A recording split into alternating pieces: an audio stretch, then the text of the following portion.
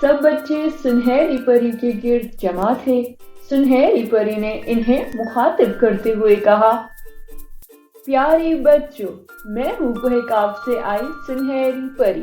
آپ کے لیے ہمیشہ کی طرح لائی ہوں ایک اچھی سی کہانی، جس میں آپ کے لیے ایک سبق ہے اور اس سبق پہ آپ نے ہمیشہ عمل کرنا ہے، کیونکہ اچھی باتوں پہ عمل کر کے ہی اچھا انسان بنا جا سکتا ہے، اور آپ سب کو بہت اچھا انسان بننا ہے۔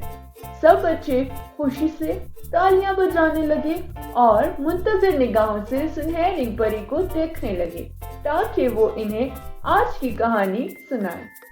پرانے زمانے کی بات ہے، ایک بادشاہ تھا اور اس کی ایک ہی بیٹی تھی۔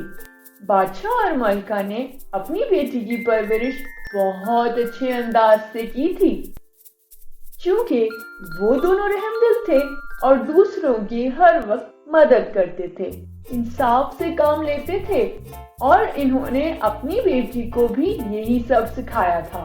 وقت گزرتا گیا اور شہزادی بڑی ہو گئی۔ شہزادی سمجھدار ہونے کے ساتھ ساتھ بے حد خوبصورت بھی تھی۔ بادشاہ اور ملکہ بوڑھے ہو چکے تھے اور بادشاہ بھی بیمار رہنے لگ گیا تھا۔ بادشاہ اپنے کمرے میں بیڈ پہ لیٹا ہوا تھا اور زور زور سے کھانس رہا تھا۔ ملکہ جلدی سے اس کے پاس آئی اور سہارا دے کر بٹھا دیا اور خود بھی بیڈ کے پاس پڑی بے حد خوبصورت کرسی پہ بیٹھ گئی۔ بادشاہ نقہارت سے بولا، میری ملکہ، میں بہت بیمار رہنے لگا ہوں اور شہزادی بھی بڑی ہو چکی ہے، اس کی شادی کی عمر ہے۔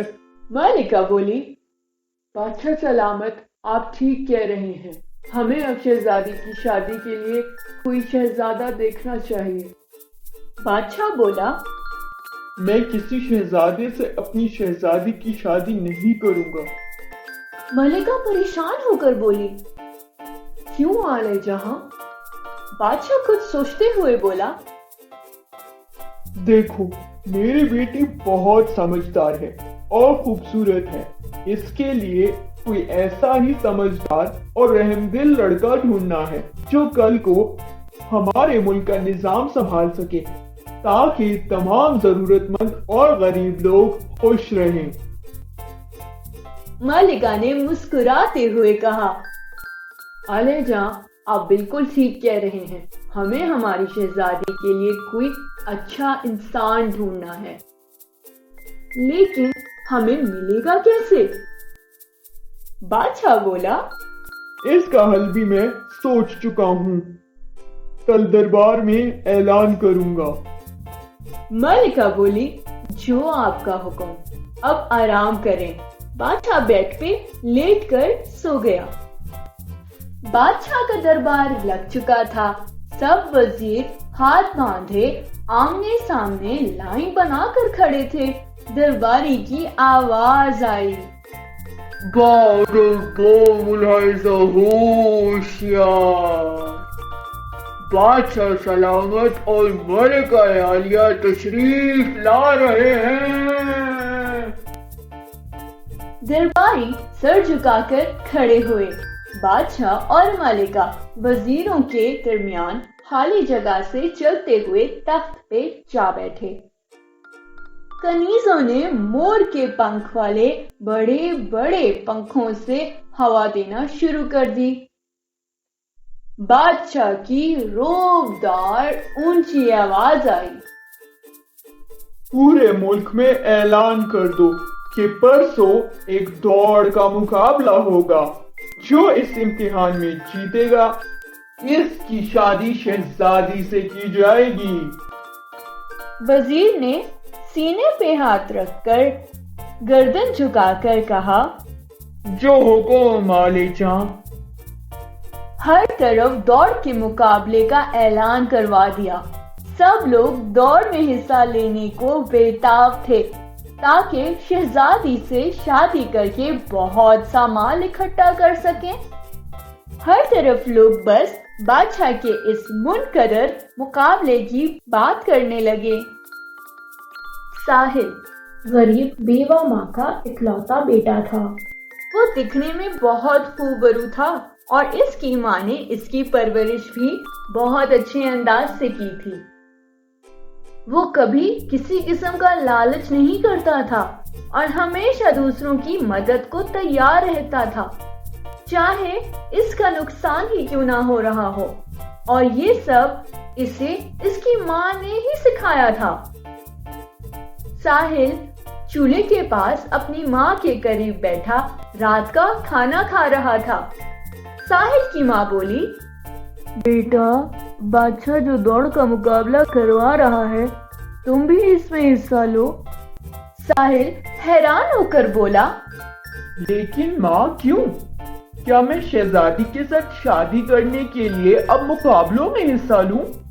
ऐसे तो मुझ में और बाकी लोगों में कोई फर्क ही नहीं जो शहजादी की दौलत के लिए शहजादी से शादी करना चाहते हैं। साहिल की माँ बोली, बेटा, बादशाह का इस दौड़ के मुकाबले के पीछे कुछ और मकसद है। बादशाह खुद भी नेक दिल है और वो किसी अच्छे इंसान से ही शहजादी की शादी कराना चाहता है। तुम लाजमी जाओगे ताकि तुम्हें भी अच्छी बीवी मिले और शहजादी को अच्छा शौहर। साहिल कुछ सोचने लगा और बोला, ठीक है माँ, जैसा आप चाहें। मुकाबले में हिस्सा लेने वाले इब्तिदाई लाइन के पास खड़े थे और लोग इर्द गिर्द मैदान में जमा थे। बादशाह और मलिका भी मैदान में लगे अपने तख्त पे बैठे थे, जो सबसे ऊंचा रखा गया था। बादशाह ने अपने वजीर से कहा, मुकाबला शुरू करवाया जाए। वजीर ने खादिम को होशियार किया। इसने ढोल पीटा और सबको मुतवज्जे किया। वजीर बोला, अब हम मुकाबला शुरू करवाने जा रहे हैं। ये मुकाबला सबका इम्तिहान है। जो इस इम्तिहान में पास होगा वो शहजादी से शादी का अहल होगा। सब लोग तालियां बजाने लगे। वजीर ने नगारा बजाने के लिए अपने हाथ से इशारा किया। नगारा बजा और मुकाबला शुरू हो गया। हिस्सा लेने वाले तमाम लोगों ने दौड़ना शुरू कर दिया। बादशाह और मलिका ने दूरबीनें उठा ली ताकि सबकी दौड़ को देख सकें। सब दौड़ते हुए आगे पहुंचे। साहिल सबसे आगे था। रास्ते में, सड़क पे, मैदान में बहुत से पत्थर पड़े थे। साहिल वहां रुक गया और सोचने लगा, ये इतने बड़े बड़े पत्थर, ये तो सबका रास्ता रोकेंगे और हो सकता है कोई गिर भी जाए। तब तक मुकाबले में शरीक लोग भी पास आए। उन्होंने भी रास्ता बंद देखा और रुक गए। साहिल बोला, भाइयों, हम पहले इन पत्थरों को हटा दें, फिर दौड़ शुरू करते हैं। एक लड़के ने साहिल का मजाक उड़ाया और बोला, तुम्हें क्या हम पागल लगते हैं जो ये सब करेंगे? हम तो एक तरफ से गुजर कर जा रहे हैं। तुम्हें ये पत्थर हटाने हैं तो हटाओ। सब जोर जोर से हंसने लगे और पत्थर की दूसरी तरफ से जो थोड़ा सा रास्ता था वहां से निकलकर भागने लगे। साहिल ने वहां से तमाम पत्थर हटाए और दौड़ शुरू कर दी। इसके सब साथी निगाहों से ओझल हो चुके थे। अभी वो थोड़ा सा आगे ही गया था कि सड़क के किनारे एक औरत को परेशान बैठे देखा। इस औरत ने साहिल को रोका। बेटा, बात सुनो, रुको। साहिल रुक गया और बोला, क्या हुआ अम्मा जी, आप इतनी परेशान क्यों हैं? वो औरत बोली, बेटा, यहाँ से इतने लोग भागकर जा रहे थे। सबको रोकने की कोशिश की लेकिन कोई नहीं रुका। साहिल बोला, अम्मा, हम सब दौड़ के मुकाबले में शरीक हैं। वो सब इसीलिए नहीं रुके। लेकिन आप इतनी परेशान क्यों हैं? औरत बोली, बेटा, मैं यहाँ से गुजर रही थी और मेरे पाँव में चोट लग गई। मुझसे चला नहीं जा रहा। क्या तुम मेरे पाँव पे पट्टी कर दोगे? साहिल बोला, क्यों नहीं अम्मा जी। اور سہارا دے کر اماں کو درخت کے نیچے بٹھا دیا۔ ساحل نے پاس سے کچھ جڑی بوٹیاں توڑی اور 2 پتھروں کے درمیان انہیں رگڑا اور اماں کے پاؤں میں لگا دیا۔ اماں نے اسے ایک کپڑا دیا اور بولی، بیٹا یہ باندھ دو۔ ساحل نے کپڑا باندھ دیا۔ اماں نے پوچھا، بیٹا کیا تم بھی اس مقابلے میں شامل ہو؟ ساحل بولا، جی اماں میں بھی شامل تھا، لیکن میرے تمام ساتھی تو اب تک دوڑ ختم بھی کر چکے ہوں گے۔ اماں نے پوچھا، مقابلہ کس لیے ہے؟